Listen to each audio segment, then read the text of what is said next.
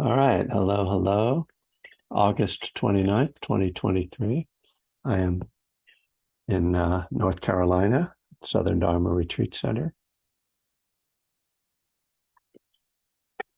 Uh, this Tuesday, retreat starts tonight. So I will not be teaching on Friday night. So one of our uh, wonderful substitute friends, I think probably Debbie this week. We shall see, but there will be a class on Friday. And then next Tuesday, where am I going to be? I don't know. Let's not get ahead of ourselves. Let's just be here now. So we'll start with a 20-minute meditation period, and I'll give some instruction and then give you some quiet time. Starting just by establishing your posture, this key element of meditation that grounds us in our body, helps us to establish a balance of energy. You can close your eyes or just lower your gaze.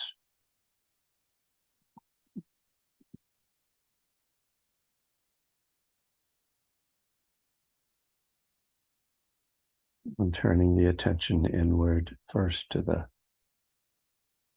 feeling of just sitting still. Our lives tend to be so active that just to come into physical stillness can kind of be a striking experience. It almost helps you to wake up right there.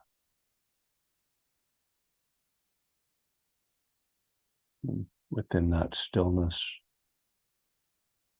we can also detect the movement of breath,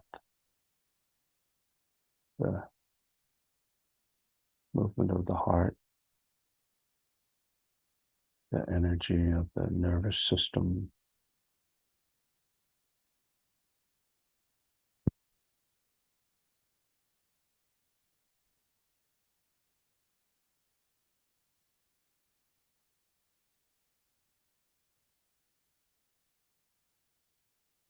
And having a sense of releasing tension in through the body. If you feel any tension, softening the belly, loosening the jaw,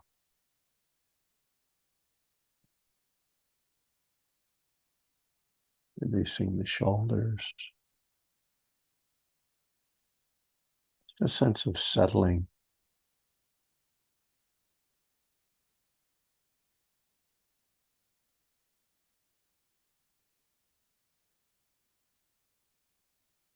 And even the feeling of connecting with the effects of gravity, just feeling how the body is being drawn to the earth, that weight.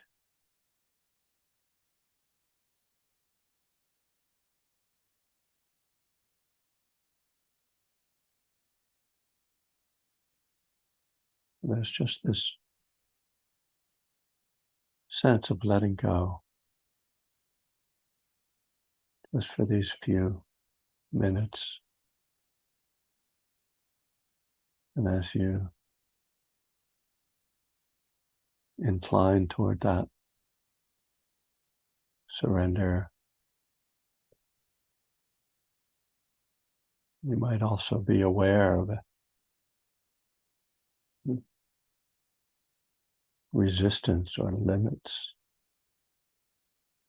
the ways that your body still holds on to some subtle tension. We're not trying to force anything, just to be mindful. How much can you let go, and how much still lingers? that subtle underlying tension.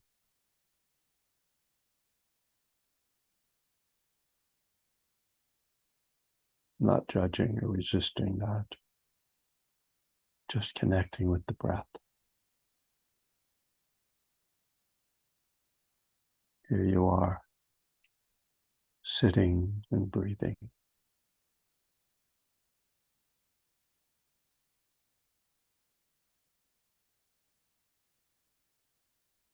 The feelings are what they are, pleasant or unpleasant or more neutral.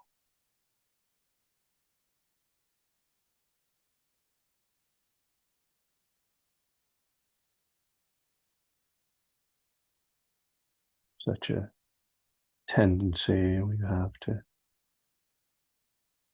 try to create a feeling or to control how we feel.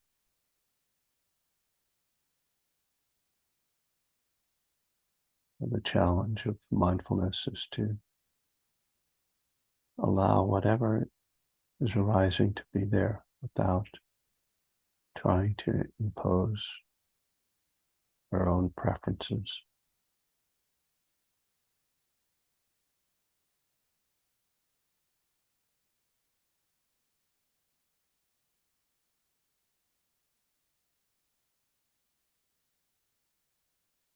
And so you can connect with the sensations of breath, breath at the nostrils or the movement in the belly. Just letting that natural rhythm settle and focus the mind.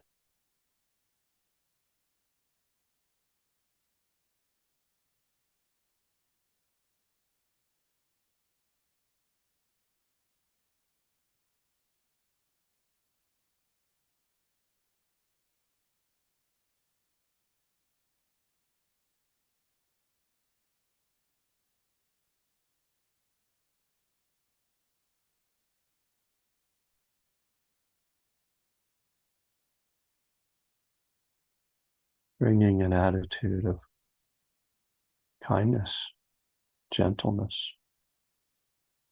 to this process.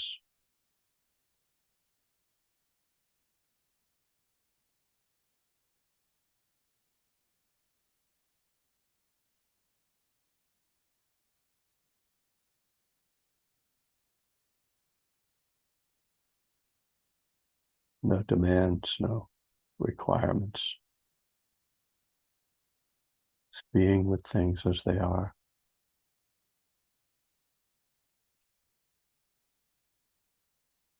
Connecting to the present moment through the experience of breathing.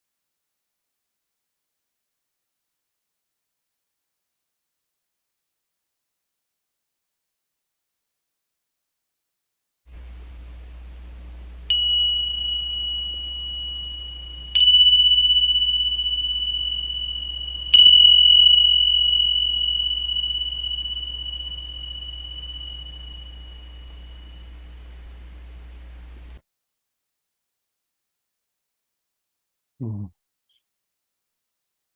right.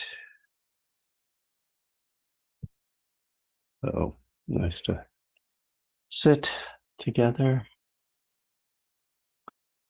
as much as we can say that we are together.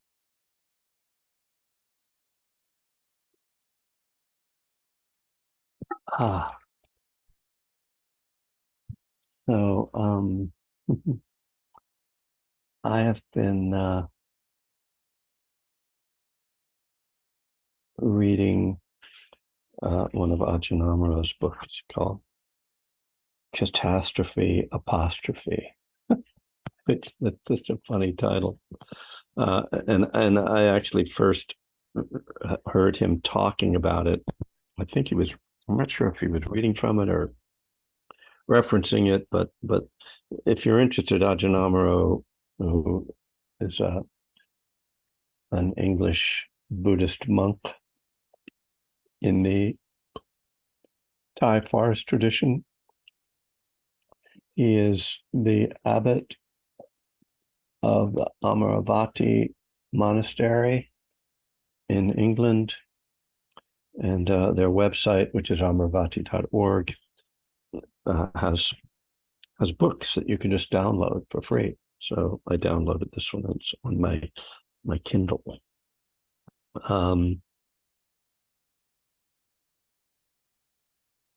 So I'm just going to read some of this, and this section it's on the three characteristics, which are impermanence, unsatisfactoriness, and not self.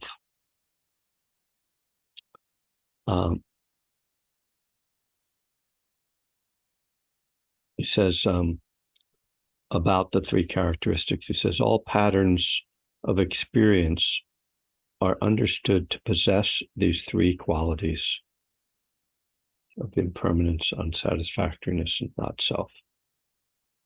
By using these three as tools to explore our attitudes, presumptions, attachments, and conditioning, we can discover where the mind habitually looks in vain for permanence, certainty, happiness, and the real me. Insight meditation, vipassana, is the process of that revelation and the freedom of heart that results from it. So then he takes each of these in turn, starting with impermanence, which in Pali is anicca.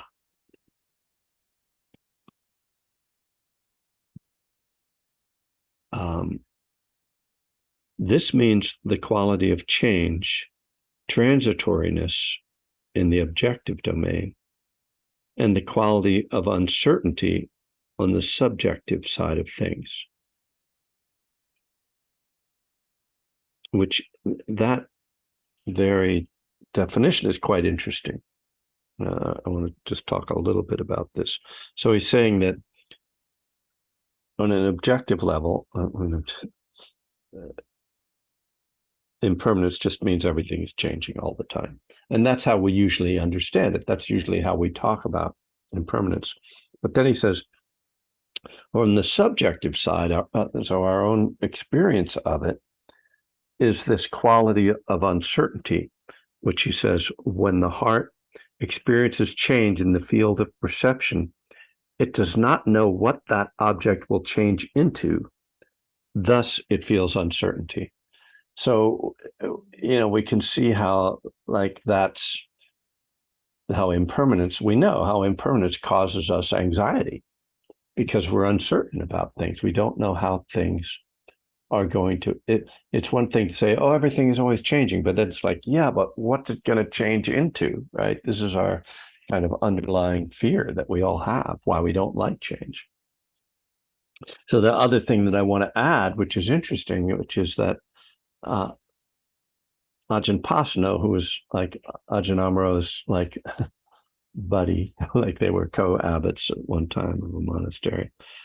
Ajahn Pasano often quotes Ajahn Chah, the famous Thai master who was their both of their teachers and kind of the inspiration for their whole tradition.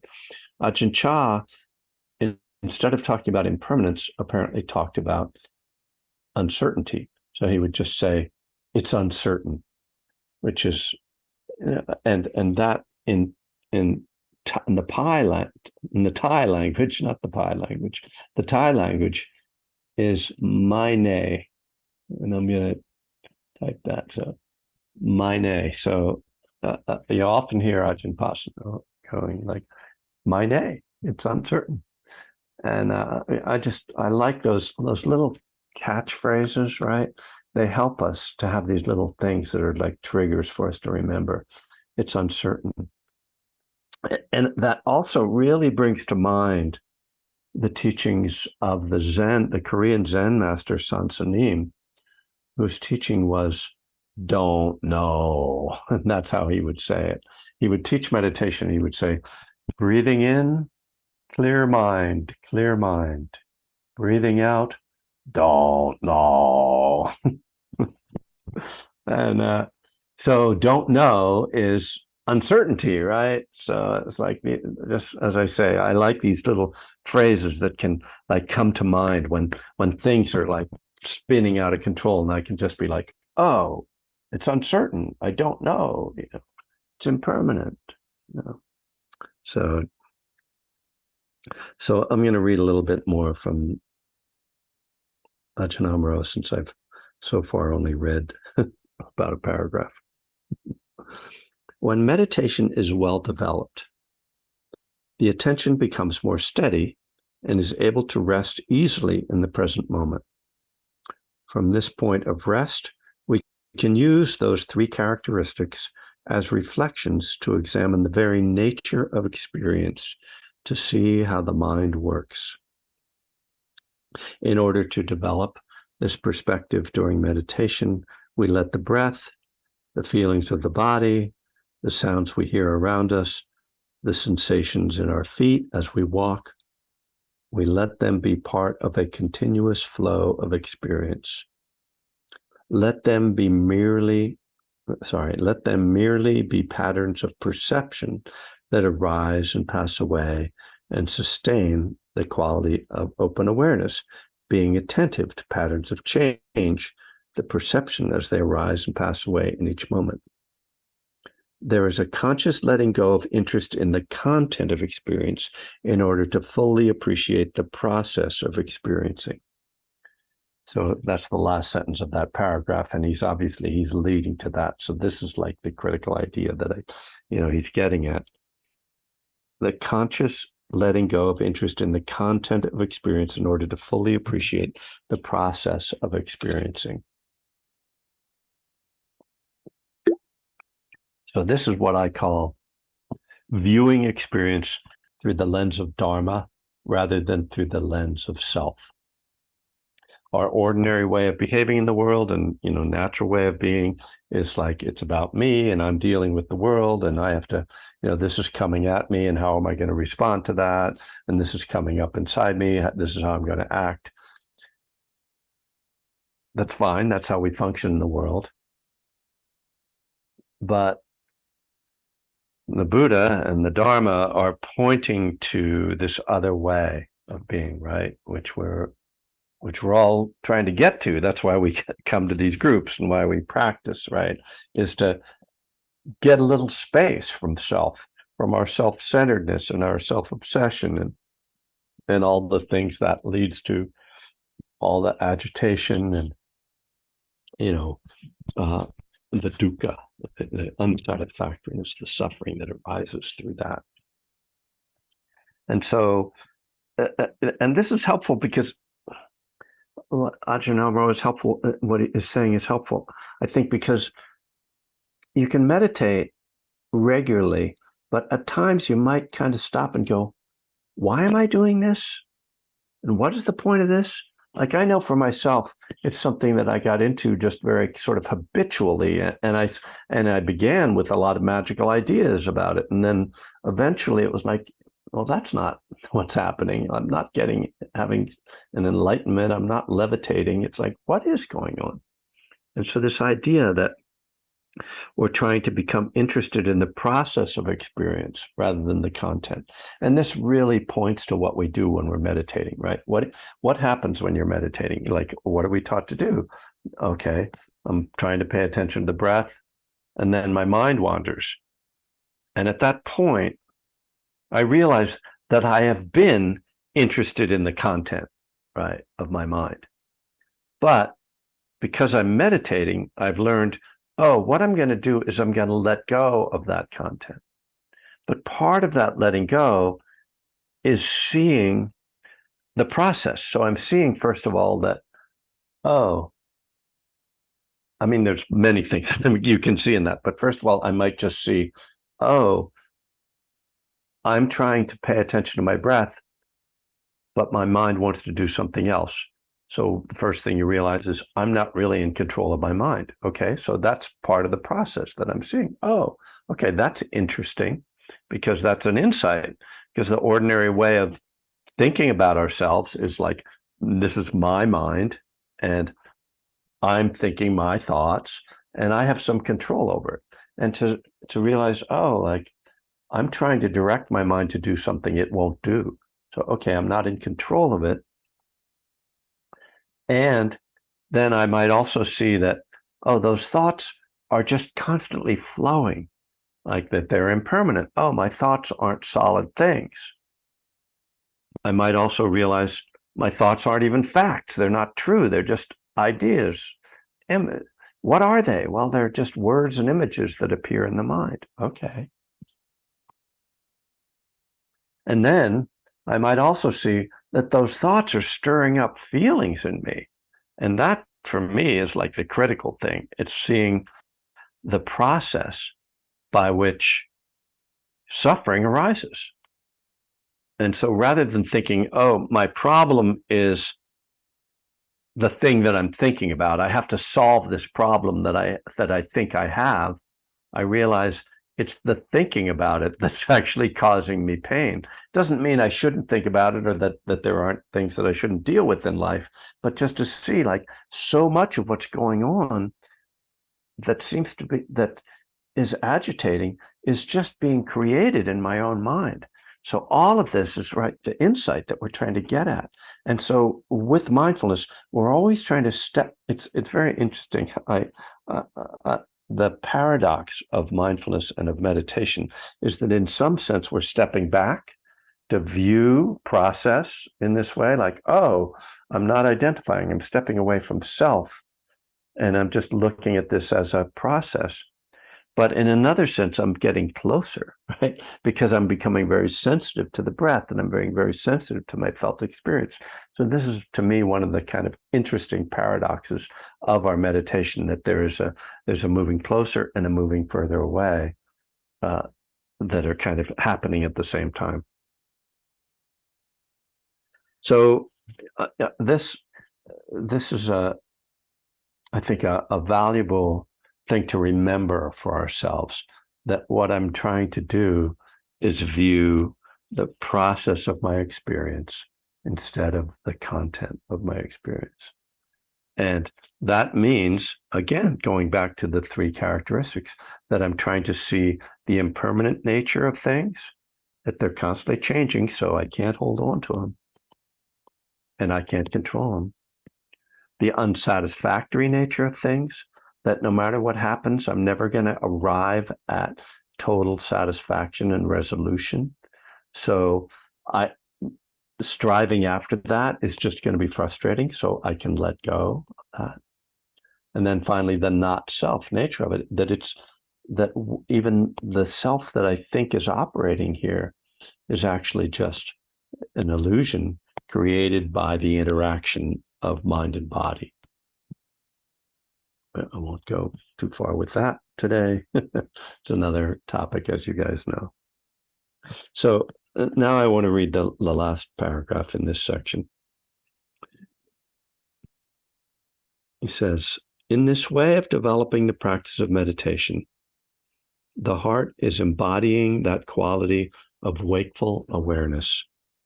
Essentially, it is being Buddha, being awake. And what that wakeful awareness knows is the Dhamma, that is to say, the patterns of nature as they arise and pass away. When the Buddha sees the Dhamma, what arises is the Sangha. When the awake mind sees the way things are, what arises is harmonious action, the inclination of the heart toward what is noble and wholesome. So this is actually how Ajahn Amaro, and I think Ajahn Chah as well, characterizes the three refuges that I think you guys are probably all familiar with. The refuge, I take refuge in the Buddha, take refuge in the Dharma, take refuge in the Sangha. So instead of thinking of the Buddha as this historical figure or the great teacher, here it's the Buddha refers to the quality of being awake, and in even more simplistic terms, of being mindful. So when we say we're taking refuge in that, what we're saying is that we are striving to be awake. We're saying that being awake is how I want to live. And that's a big statement, because certainly as addicts, we know that our goal was not to be awake. It was in some sense to be asleep, or to be detached, or be shut down, or to be other than we are. But even in the larger culture, we understand that mindfulness and being awake to the truth, to reality, to being present is not something most people are striving for. I mean, they might say they are, but when you look at how most people live, and including, I mean, all of us, how many of us, of course, we're not, every moment trying to be mindful, most of us, there are certain times of day when I just go, okay, time to shut down. Like, I don't have the mental or physical energy to okay, be really mindful. So then I go to some entertainment, right? Fine. Not judging that, but seeing, okay, this is my intention, is to be awake. And so then when we are awake in this characterization of this, what we're awake to is the truth of the way things are, which is typically how the Thai forest monks characterize it. The truth of the way things are. And the truth of the way things are is that they are impermanent, unsatisfactory, and not self. So it's, we see this always cycles back, right? And then this is interesting, because so that's the Dharma, right? And so typically when we talk about taking refuge in the Dharma, we're talking about maybe putting it in more general or broader terms, the teachings of the Buddha. But here it's pointing more specifically to the three characteristics. Either way, it's what is true, and being devoted to that, not being devoted to delusion, to living in delusion, and that's challenging, because the truth of the way things are is not always easy to be with, to accept. And I'll say that there's kind of a balance. If we're saying the Buddha is being awake, part of that wakeful nature is compassionate, and so that when we are awake, that can help us to hold the truth of the way things are. We learn how to hold that, because when we're not sort of stable in some sense and kind of present, and we get hit with some painful reality, some painful truth, it can be really hard to hold. And this is why the part of becoming a Buddha, if you will, and cultivating our Buddhahood is building up the strength of heart to be able to hold it. It's not just, oh, I'm open and loving. It's also that there's a strength in here to be able to hold the truth, to be able to accept that, yes, I'm aging and I will die. And yes, my children will age and die, and this world we live in, there is great suffering in this world, and how am I going to respond to that? Because if I get overwhelmed by that, then I can't do anything useful or gain any value from this life. So I have to develop the strength of heart to hold the truth. Um, and so then it's interesting too that, as Amaro says here, when the Buddha sees the Dhamma, when the wakeful mind sees the truth of the way things are, what arises is the Sangha, and that what arises is harmonious action, the inclination of the heart toward what is noble and wholesome. Because typically we say, oh, the Sangha refers to the community, right? The Buddhist community. And strictly speaking and literally speaking, that's true. But on this metaphorical level and on this really in a more underlying sense, that the Sangha is just this expression of wisdom and compassion that arises through this process. And it's a beautiful way of thinking about each of us containing the refuges rather than, oh, I have this, I can be wakeful and I can see the Dhamma, but in order to have Sangha, I have to get together with other people. I mean, of course, that's valuable and important and vital, but to also see that how I'm living is an expression of Sangha. It's that my own wisdom or insight has manifests in this skillful way.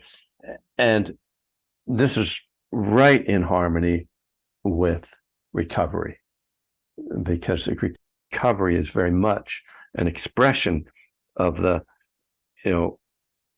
harmonious action, right? It's trying to live in a more harmonious way in the world.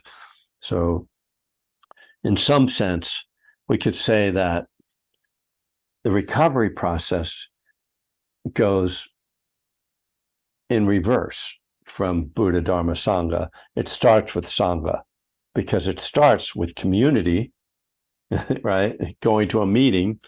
And it starts with this understanding that I need to live differently. I need to express my life. I need to just act differently and live differently. And then through that, we start to gain more wisdom and hopefully awaken. Spiritual awakening is the 12th step, right? Whereas Ajahn Amaro, in a way, is implying that we start with this wakeful mind. And of course, neither of these is a linear process. It's all intertwined. But, interesting to sort of see it that way, to see that this expression of community through harmonious action is the beginning point of recovery. So I love, I mean, obviously, Ajahn Amaro has been a really important teacher for me. And he's somebody who actually, when I was writing One Breath at a Time, he read the manuscript of that book and gave me notes on it. So my relationship with him goes way back. But he's always had a way of his voice, and his way of teaching has always really resonated for me. And I continue to really resonate with him.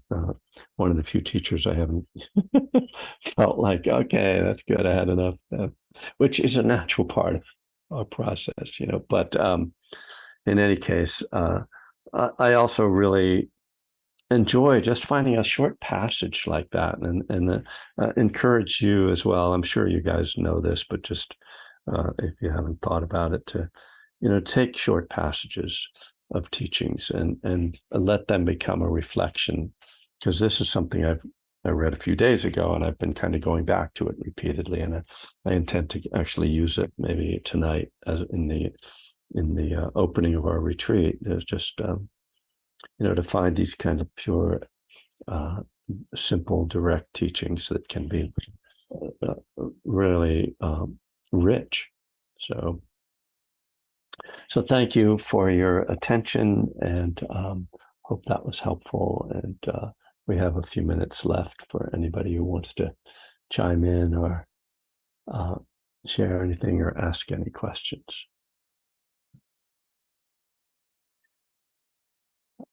I see Jonathan. Hello.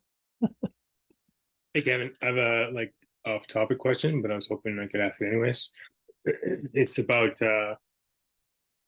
Satipatthana's third and fourth, and where the reflect I guess does contemplation of impermanence fit into either of those levels of Satipatthana, and I guess where specifically, because now I'm starting to second guess. I'm like, well, I guess it fits into Vedana as well, because we're noticing impermanence of the feeling tones, but Right. is there does it fit somewhere kind of more, I guess? Well, actually, every one of the four. So Jonathan is talking about the four foundations of mindfulness, which is the Satipatthana Sutta in Pali, which is kind of a core meditation teaching in the Theravada tradition. And each of the four foundations actually says that we should observe the arising and passing away. Mm-hmm. Okay. So let me see if I don't know if I can pull that up that quickly on my Kindle, but it's understood that that's that impermanence is meant to be, you're meant to reflect on the impermanence of body, impermanence of feeling, impermanence of mind, and the impermanence of phenomena. So it isn't stated as impermanence, but it's in the section, I believe it's the section where it says insight. If you read the Satipatthana, I'm trying to find my Majjhima Nikaya. There it is. And I think I have a, oh yeah, here I am actually on the Satipatthana. So let me go back. Right. So here we are. This is about body. It says, in this way, one abides contemplating the body, his body internally, externally, or else one abides contemplating in the body its nature of arising, or he abides contemplating in the body its nature of vanishing. So the arising and vanishing is a reference to impermanence. Right. So that's the implication of each of the Satipatthanas. Yeah, that's a good question. Yeah, thank you. And in the Anapanasati Sutta, which is the kind of companion sutta, there it is explicit. The Anapanasati Sutta has 16 steps in it, and the 13th step is impermanence, and then it goes to impermanence and fading away and cessation. So it's the whole fourth foundation of mindfulness in the Anapanasati Sutta is focused on impermanence. Right, because aren't the tetrads often correlated, for yes. the first? Yeah, so that would the four tetrads correlate to the four foundations of mindfulness. Yeah, cool. I'm writing a book on that actually. So well, I look forward to reading it. I'm waiting to hear from Ajahn Amaro and Ajahn Pasano. They're both reading my manuscript to give me notes. Nice. Yeah. Thanks, Kevin. Yeah, thanks for that question. Hello, John. John number 2.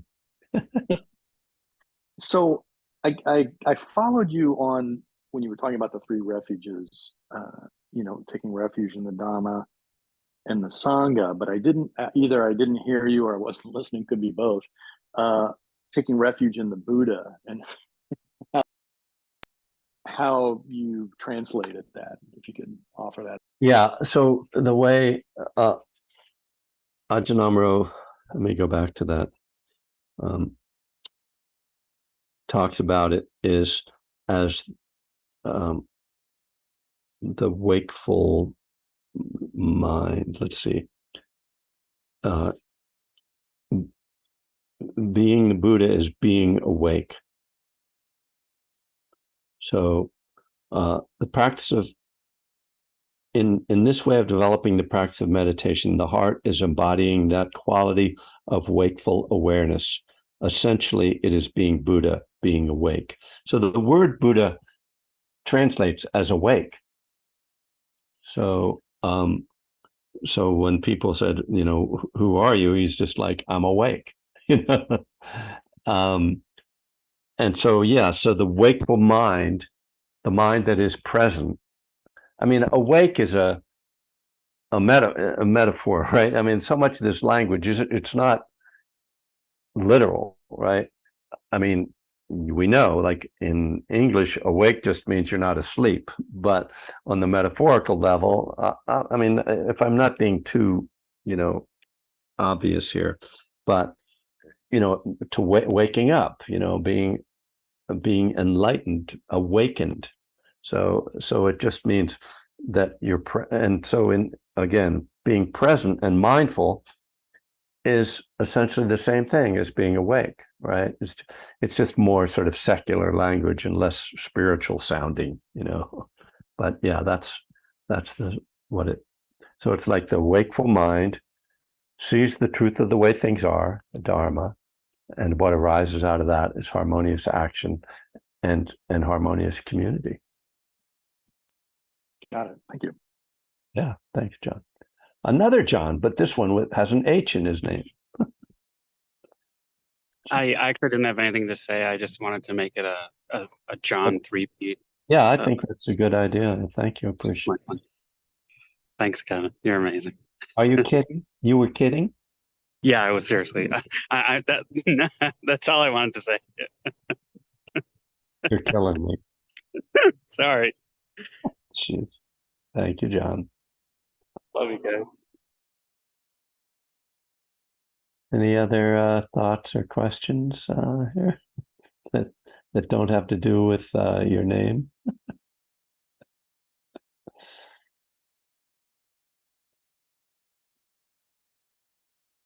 Well,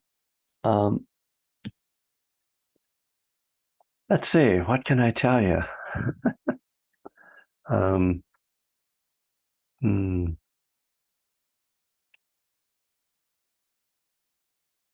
I don't have anything else to say.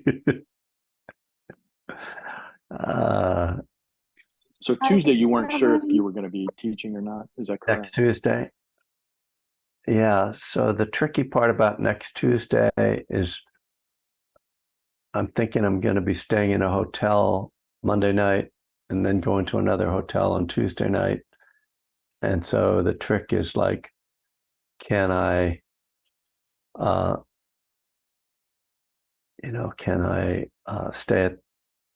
have late checkout or something? We'll have to see. I'm sorry, I can't make a promise. That's fine. Walt will be here. I looked on the schedule. Walt is signed up to teach. So. Great. Oh, all right. okay. Yeah. Thank you.